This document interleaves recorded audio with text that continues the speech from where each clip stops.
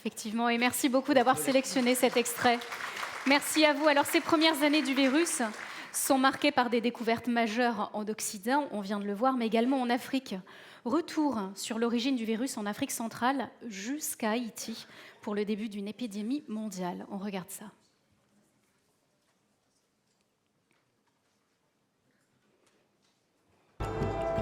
Si le virus est apparu au grand jour en Occident dans les années 80, il sévit depuis longtemps tapi dans l'ombre, au cœur de l'Afrique.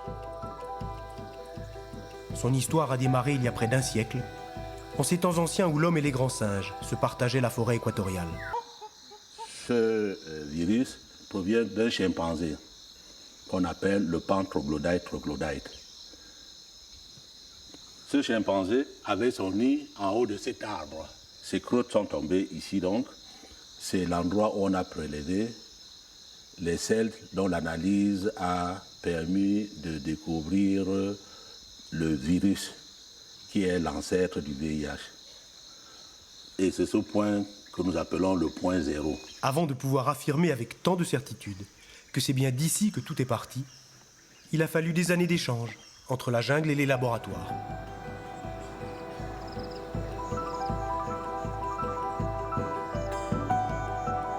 À Montpellier depuis 30 ans, une équipe associant médecins, virologues, anthropologues, géographes et historiens reconstitue pièce par pièce l'histoire du virus.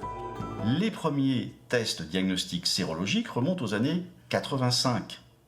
Donc c'est seulement à partir des années 84-85 qu'on a pu faire des enquêtes épidémiologiques. Et moi, quand je suis parti en Afrique, c'est parce qu'on venait de mettre au point ces tests et on m'a dit, écoute Eric, est-ce que tu veux partir faire les premières enquêtes épidémiologiques? À l'époque, c'était au Gabon.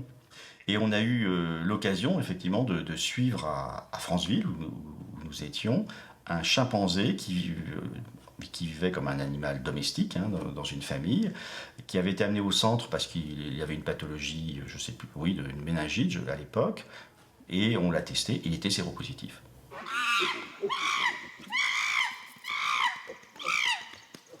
Le chimpanzé séropositif livre un indice déterminant. Le virus dont il est porteur est un proche parent du HIV responsable de l'épidémie mondiale. On l'appelle SIV, S pour singe. Les scientifiques vont alors se lancer dans un vaste programme. Approcher au plus près les grands singes à l'état sauvage, dans 5 pays d'Afrique centrale, pour recueillir un maximum d'informations sur ce virus si proche du HIV. Opérer des prélèvements directement sur les bêtes étant impossible, les scientifiques vont alors avoir une étrange idée pleine de bon sens.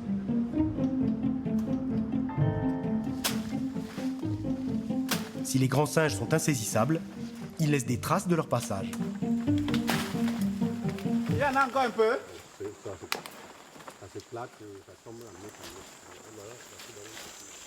Voilà le premier tas de croupes. Comme dans une opération de police scientifique, les chercheurs vont donc s'attacher à extraire de la crotte l'empreinte génétique des singes. Et c'est ainsi qu'en Afrique centrale, on a découvert que des colonies entières de primates étaient infectées par le SIV.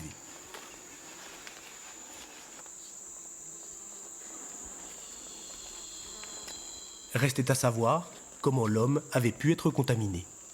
Les chercheurs africains ils nous apportent les connaissances et les coutumes de leur pays qui peuvent nous éclairer.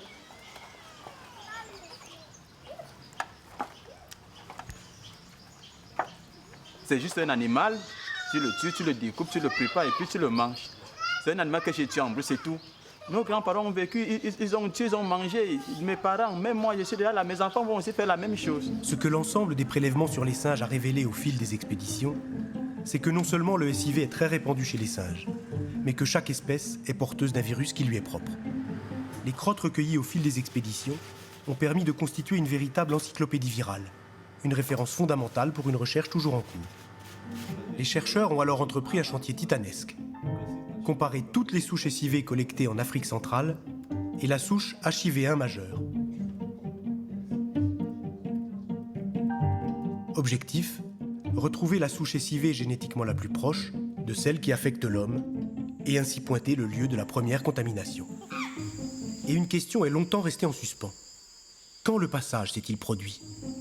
Des équipes françaises et américaines sont parvenues, à partir de toutes les mutations du virus recensées dans le monde, à modéliser l'arbre généalogique du HIV. Ce qui apparaît tout d'abord, c'est que l'on n'a pas affaire à un virus, mais à une très grande famille, en constante évolution. Cette grande famille a un ancêtre commun, centenaire. Ensuite, un examen minutieux des premières mutations du virus va montrer que c'est à Kinshasa, dans les années 30, qu'a démarré l'épidémie. Si on ne travaille pas avec les géographes de la santé, on ne se rend pas compte qu'il n'y avait aucune route. Il y a 100 ans, le virus fait le voyage des confins du Cameroun à Kinshasa, que l'on appelle encore Léopoldville. Il n'y a qu'une seule voie d'accès. 700 km de rivière. Les échanges entre la grande forêt et la ville deviennent plus fréquents. Kinshasa devient un pôle d'attraction pour toute l'Afrique équatoriale. Le porteur du virus débarque dans une ville en plein essor. Sans signe tangible d'une épidémie, quelques éléments troublants apparaissent dans les archives des années 30. Comme si l'incendie couvait déjà. Comme si le virus était déjà à l'œuvre. Dépêché sur le chantier de construction du chemin de fer, un médecin colonial français, le capitaine Léon Palès, constate des pathologies non répertoriées. Ses rapports d'autopsie révèlent des cas d'amaigrissement inexpliqués, des tuberculoses atypiques, des ganglions disproportionnés.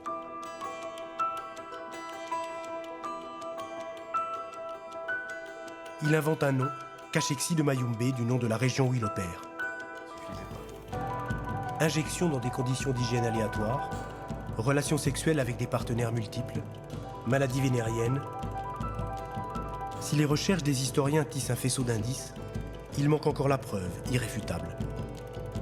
Elle surgit au tournant des années 2000, avec la découverte de prélèvements de tissus humains conservés dans de petits blocs de paraffine.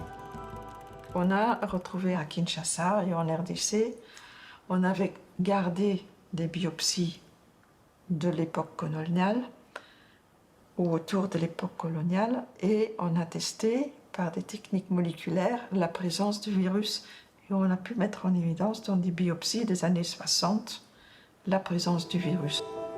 Au début des années 60, juste après l'indépendance du Congo, plusieurs milliers de jeunes coopérants haïtiens débarquent à Kinshasa.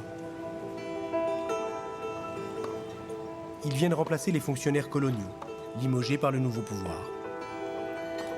Enseignants, médecins, universitaires, ce sont en majorité de jeunes hommes. Ils sont célibataires, francophones et vont se mêler à la population locale.